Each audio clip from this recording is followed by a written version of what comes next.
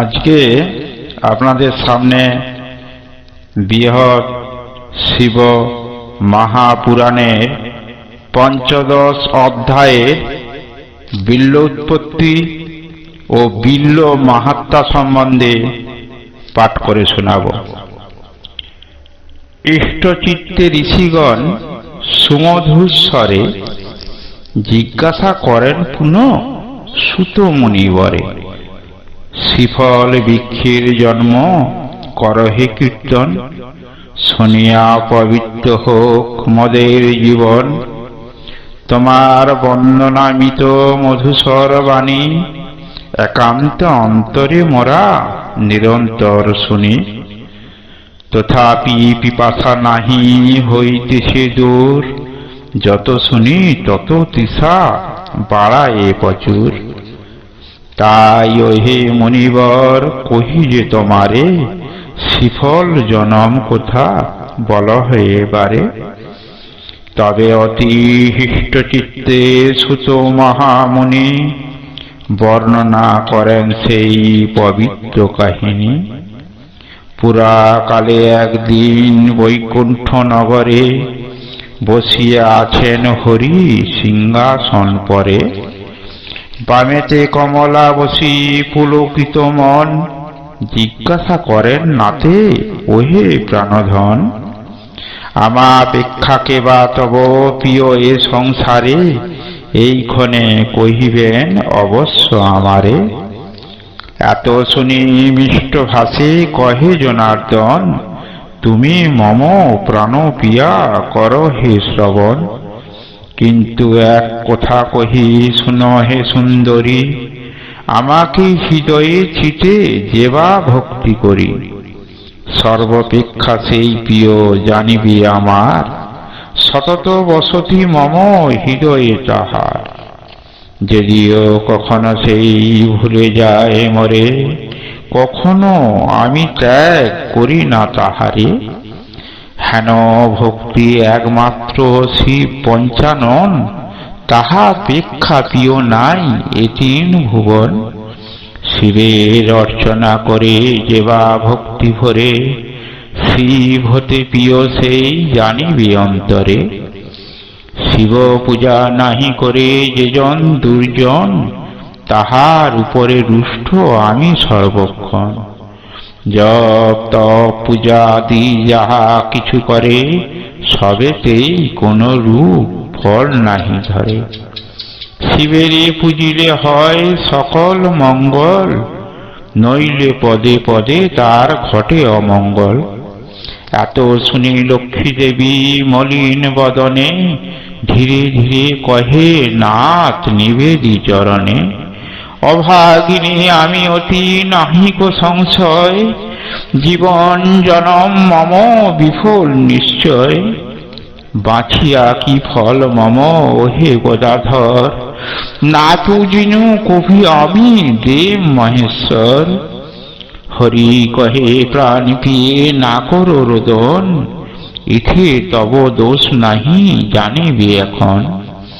শিবের মাহাত্ম্য আমি তোমারে গোচরে, পূর্বেতে কীর্তন নাহি করুনি সাদরে। কিরূপে জানিবে তুমি ইহার মহিমা, ইথে তব দোষ নাই শুন হে রমা। এবে মোর বাক্য পিয়ে কর হে শ্রবণ, আজি হতে কর তুমি শিবের পূজন।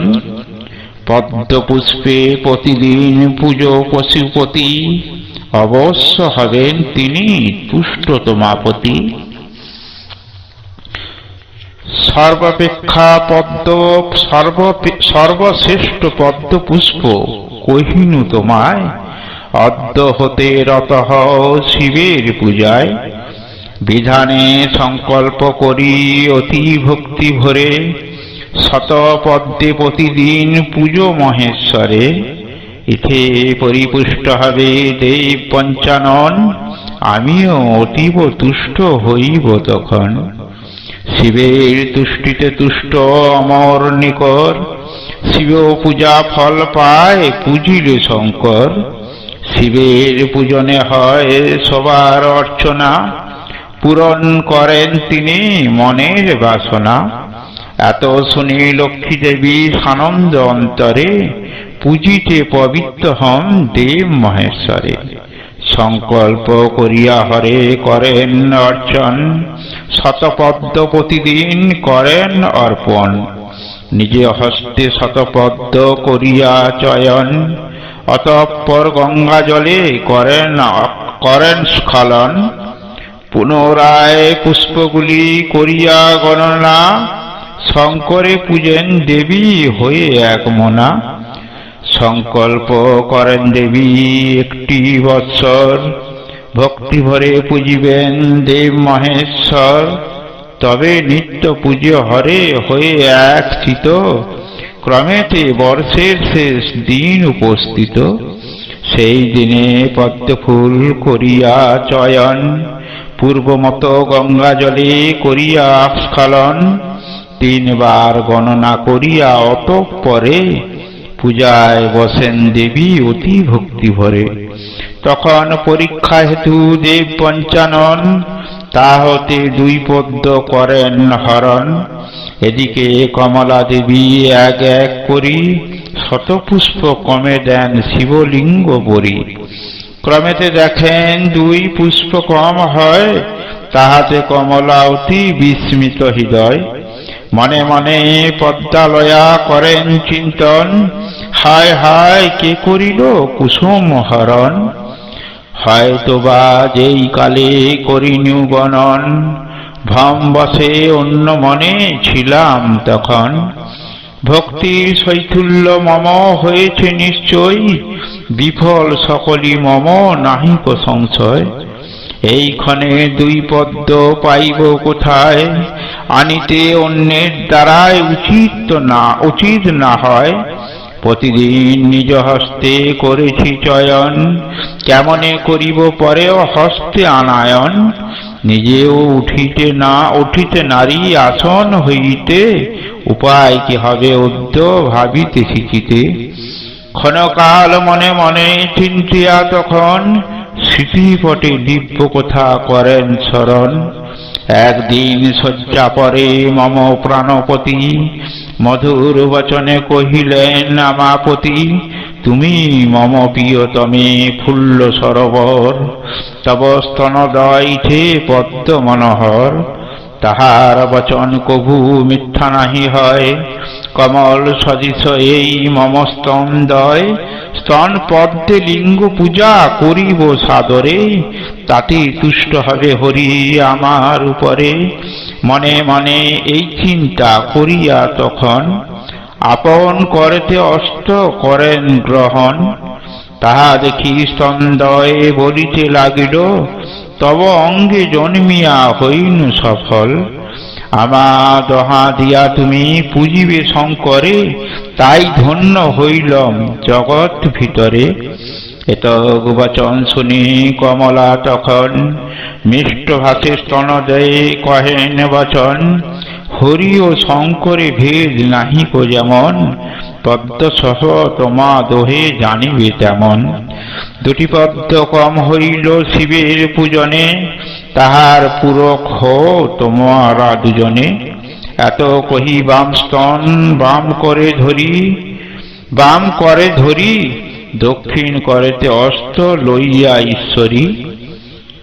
অকাতরে হাস্য মুখে করিয়া ছেদন, শিবের উপরে তাহা করেন অর্পণ।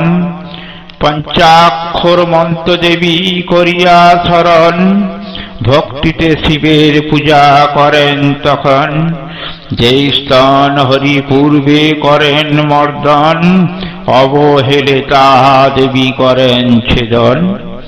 যাতনা কিছুই বোধ না করি অন্তরে, হাসিতে হাসিতে দেন শিবলিঙ্গ পরে। অতঃপর অন্য স্তন ছেদিবার তরে, উদ্যত হলেন দেবী একান্ত অন্তরে। লক্ষ্মী দেবী বাম স্তন ছেদন করায়, মহেশ্বর সেই কালে অতি দুঃখ পায়। অন্য স্তন ছেদিবারে বৈকুণ্ঠ ঈশ্বরী, যখন উদ্যত হন শিবে নমস্কার করি। অমনি মহেশ দেব দেব পঞ্চানন, স্বর্ণলিঙ্গ পরে আসি দিলেন দর্শন। শুভ্রবর্ণ শ্বেতকায় অতি মনোহর, ভস্ম মাখা নীলকণ্ঠ তিলোচন হর। জটাচূড় শোভা শিরে সহস্র বদন, কোটিতলে ব্যাঘ্রচর্ম অতি সুশোভন। নাগযজ্ঞ উপবীত দোলে গলদেশে, দেবী যজ্ঞ আবির্ভূত মনোহর বেশে। হস্ত তুলি কমলারে করেন বারণ, না করো দেবী স্তন ছেদন। বুঝেছি অপূর্ব ভক্তি তোমার অন্তরে, তব মনোরথ সিদ্ধ হইবে অচিরে। যেই স্তন তুমি মাত করেছ ছেদন, পুনশ্চ হইবে তাহা পূর্বের মতন। অর্পিয়াছ স্তনপদ্ম মম লিঙ্গ পরে, বৃথা নাহি হবে তাহা জানিবে অন্তরে। বৃক্ষরূপে জনম লভিবে ওই স্তন, শিফল হইবে নাম করহে শ্রবণ। ধরা তলে চন্দ্র সূর্য যতদিন রবে, ততদিন তব কীর্তি ঘোষণা করিবে। আমার পরম প্রিয় হবে তরুবর, সেই পত্রে মম পূজা করিবে নর। একমাত্র বিল্বপত্রে করিলে পূজন, পরম সন্তুষ্ট আমি হইব তখন। স্বর্ণতে আমার লিঙ্গ করিয়া নির্মাণ, স্বর্ণ দ্বারাই বিধি করে পূজার বিধান। অথবা প্রবাল মুক্ত ইত্যাদি অর্পিয়ে, যদ্যপি অর্চনা করে একান্ত হৃদয়ে, তথাপি পরম তুষ্ট না হব তখন, বিল্বপত্রে পরিতুষ্ট হইব যেমন। বিল্বপত্রে গঙ্গাজল মিশ্রিত করিয়া, মম লিঙ্গ পরি দিলে ভক্তিযুক্ত হয়ে। তারে আমি মোক্ষ দান করিব তখন, আমাতে তাহাতে ভেদ না রহে কখন। ক্ষান্ত হয় বেদবী সাগর নন্দিনী, জননী স্বরূপা তুমি হরি বিমোহিনী। মনোরথ পরিপূর্ণ হইল তোমার, তোমার অন্তর শুদ্ধ ভক্তির আধার। কমলায় তেক শুনি সানন্দ অন্তরে, ভক্তি ভরে স্তব করে দেব মহেশ্বরে। নম নম দেব দেব শশাঙ্ক শেখর, টিকারণ হেতু তুমি হও দিগম্বর। মন প্রাণ আত্মা আমি করিনু অর্পণ, সদা যেন ভাবি হৃদে তোমার চরণ। পাপ কঠিনাশি তুমি ওহে ত্রিপুরারি, মৃদু মৃদু হাস্য কিবা আই বলিহারি। ত্রিলোচন কিবা সভে মনবিমোহন, ধবল বিশুভ পরি কর আরোহণ। সৃষ্টি স্থিতি লয় কর্তা তুমি গুণধার, কখন সাকার তুমি প্রভু নিরাকার। তিনয়ন হেরি তব ললাটের পরে, সূর্য চন্দ্র অগ্নি সব কিবা শোভা ধরে। ইচ্ছা বশে করো তুমি বিশ্বের সৃজন, ইচ্ছা বশে করিতেছ জগৎ পালন। ইচ্ছা বশে করো তুমি পুনশ্চ সংহার, কে বুঝিবে তব লীলা ওহে গুণাধার। শ্মশানে মশানে তুমি করো বিচরণ, ভস্ম মাখা তব অঙ্গ অতি সুশোভন। ভূতনাথ তব নাম ভূত অনুচর, কোটি তটে ব্যাঘ্র চর্ম তুমি দিগম্বর। দুঃখ হর হে হর করি নমস্কার, পুনঃ পুনঃ নতি করি চরণে তোমার। এই রূপে স্তব করে বৈকুণ্ঠ ঈশ্বরী, তবে তুমি তুষ্ট হয়ে কহ ত্রিপুরারি। সন্তোষ লোভিনী মাতোষ তবেতে তোমার, বর চাহ গো দেবী নিকটে আমার। শিবের বচনে লক্ষ্মী কহে পুনরায়, ভক্তি ভরে নমস্কার জানাই তোমার। ভাগ্য বসে লোভিলম তোমার দর্শন, তবে আর কোন বরে আছে প্রয়োজন। এই মাত্র বর চাহি ওহে মহেশ্বর, তোমার প্রতি ভক্তি যেন থাকে নিরন্তর। তথাস্তু বলিয়া তবে দেব পঞ্চানন, কমলার ছিন্ন স্তন করিয়া গহন। আপন ত্রিশূল দ্বারায় মৃত্তিকা ভিতরে, বপন করেন শিব আনন্দ অন্তরে। অতঃপর ত্রিলোচন দেব মহেশ্বর, তথা হতে অন্তহিত হলেন সত্তর। স্তন পদ্ম বীজ ভূমে হইয়া বপন, কমে কমে অঙ্কুরিত হইল তখন। অতঃপর বৃক্ষরূপ করিল ধারণ, অপূর্ব পবিত্র বৃক্ষ অতি বিমোহন। সেই স্থানে আসিলেন যতই কমর, ব্রহ্মা বিষ্ণু আসিলেন আর মহেশ্বর। আগমন করিলেন দেব পত্নীগণ, দেখিলেন মনোহর তিরুবিমোহন। মৃদুল ত্রিপত্য শোভে অতি মনোহর, স্বীয় তেজে দীপ্তমান অতীব সুন্দর। দেবগণ দর্শন করি তরুবরে, হর্ষ চিত্তে প্রণাম করেন করেন ভক্তি ভরে।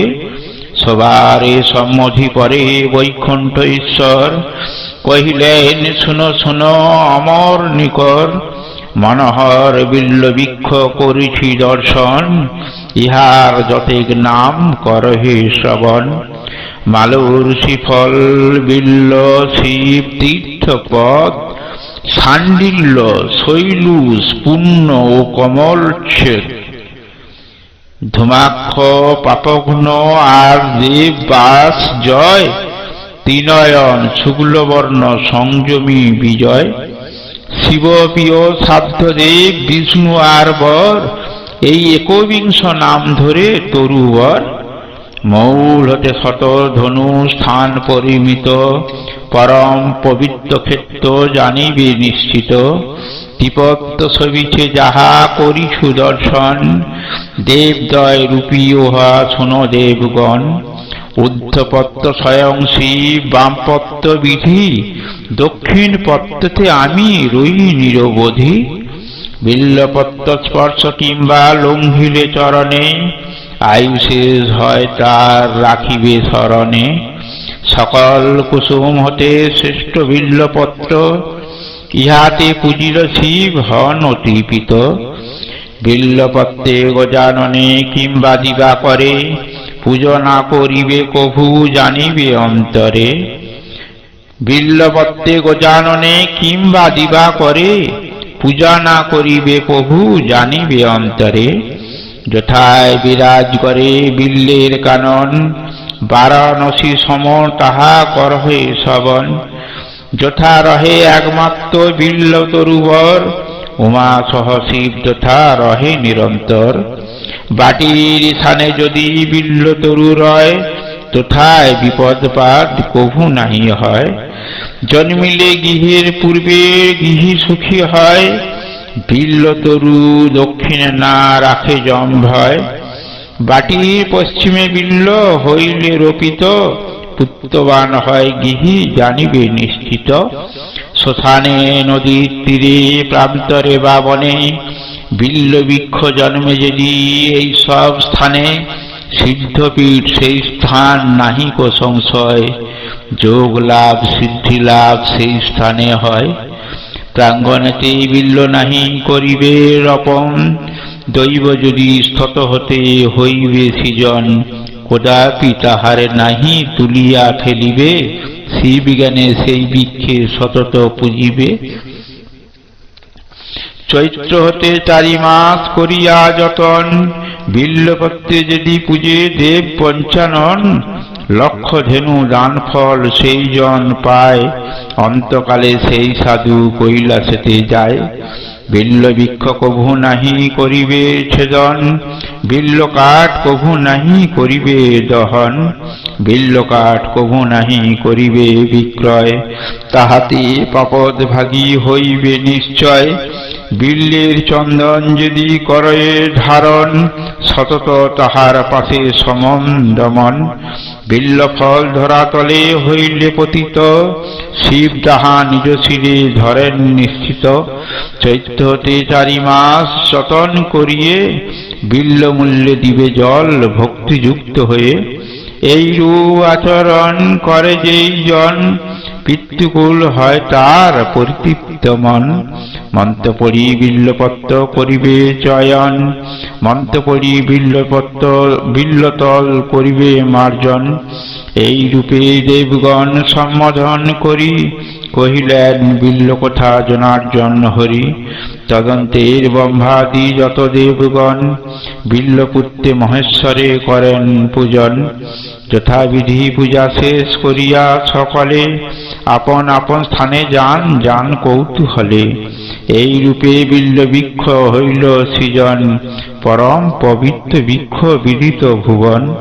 শিবের পরম প্রিয় বিল্লদল হয়, পার্থিব অপর বস্তু এত প্রিয় নয়।